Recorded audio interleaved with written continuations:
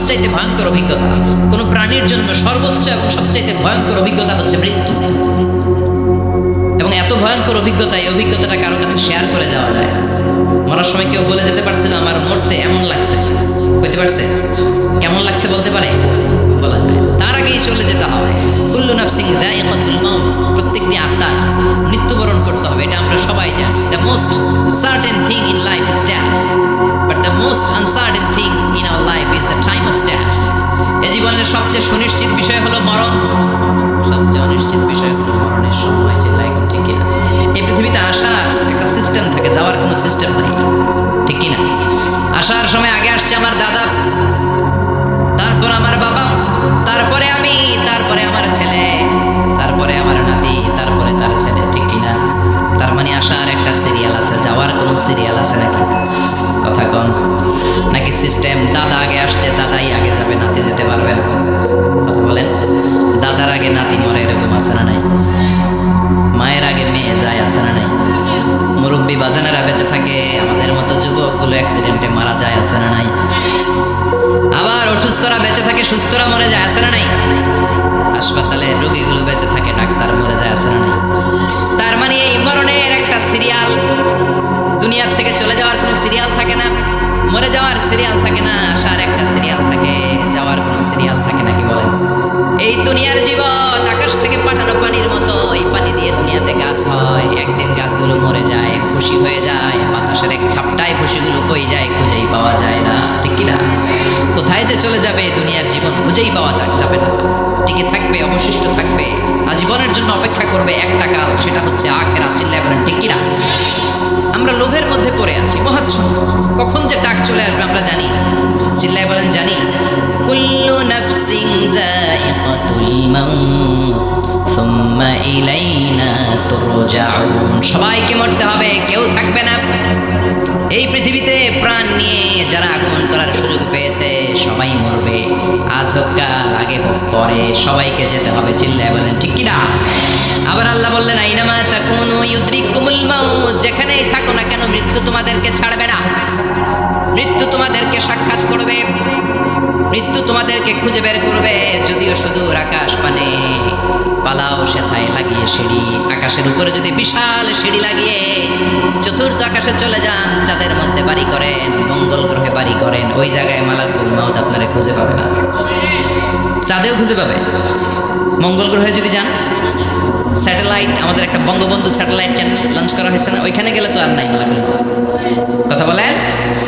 আল্লাহ বললেন ওয়াজাআত সাকরাতুল মাউতি বিল হক, মৃত্যুর কষ্ট তোমাদের ছাড়বে না, যেখানেই তোমরা থাকো না কেন মৃত্যু ঠিকই তোমাদের পাকড়াও করবে। চিল্লায় বলেন ঠিক কিনা? আবার মৃত্যুর একটা নির্ধারিত সময় আছে, ওই সময় যখন আসে এক সেকেন্ড আগেও আসে না, পরেও আসে না। কার কথা? লিকুল্লি উম্মাতিন আজালুন ফাইযা জাআ আজালুহা লা ইস্তাখিরুনা সাআতান ওয়ালা ইস্তাকদিমুন। মৃত্যুর জন্য একটা নির্ধারিত টাইম আছে, টাইমটারে বেঁধে দিয়েছে কে? ওই টাইমটা যখন চলে আসে এক সেকেন্ড আগেও আসে না, এক সেকেন্ড পরেও আসে না, অন টাইম আসে। কিভাবে আসে?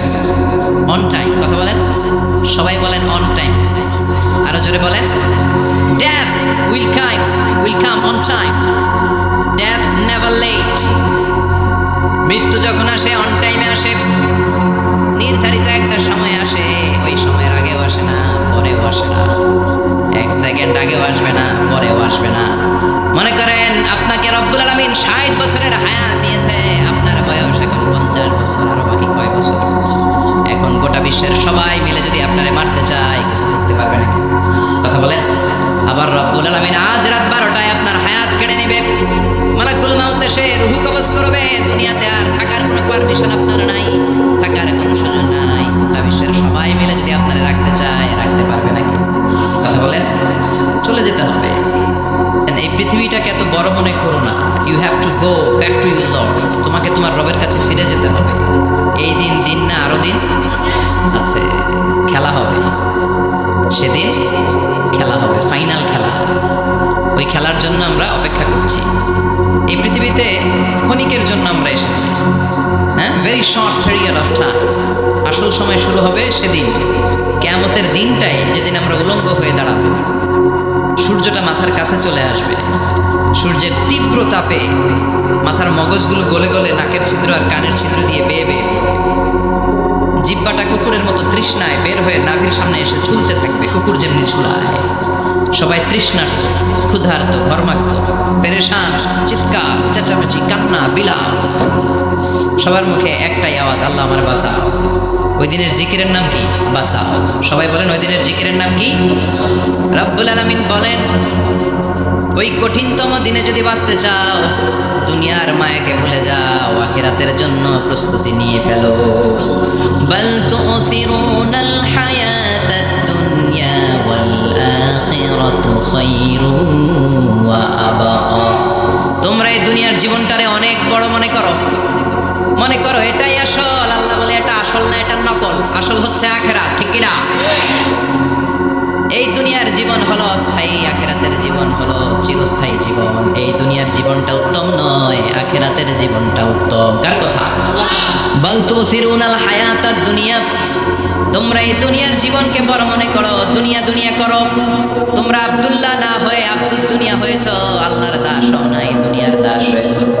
তোমরা দুনিয়া দুনিয়া করো, দুনিয়াটা ক্ষণস্থায়ী, চিরস্থায়ী হচ্ছে আখিরাত। কার কথা? এজন্য আল্লাহ বললেন, ওয়ালাল আখিরাতু খায়রুল লাকা মিনাল উলা। ও নবী, দুনিয়া নয়, আখিরাত আপনার জন্য উত্তম। সুবহানাল্লাহ। আখিরাত এটা সেরা, এটা স্থায়ী, এটা উত্তম, দুনিয়াটা নয়। You prioritize this life in this world, but the life after death much more better than this worldly life. এই দুনিয়াকে তুমি বড় মনে করো, দুনিয়াটাই সব মনে করো। দুনিয়াটাই সব নয়, আরো বড় জগৎ আছে না নাই? এই দুনিয়াটা আসলে একটা মোহ। এটা কি? একটা খেলার মধ্যে আমরা পড়ে আছি, মোহাচ্ছন্ন, লোভাতুর হয়ে আছি।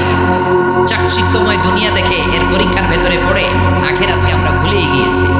আর আল্লাহ বলেছেন দুনিয়া নয়, শ্রেষ্ঠ হলো আখিরাত। ওই আখিরাতের জন্য তোমরা সামান জোগাড় করো। চিল্লায় বলেন ঠিক কি না?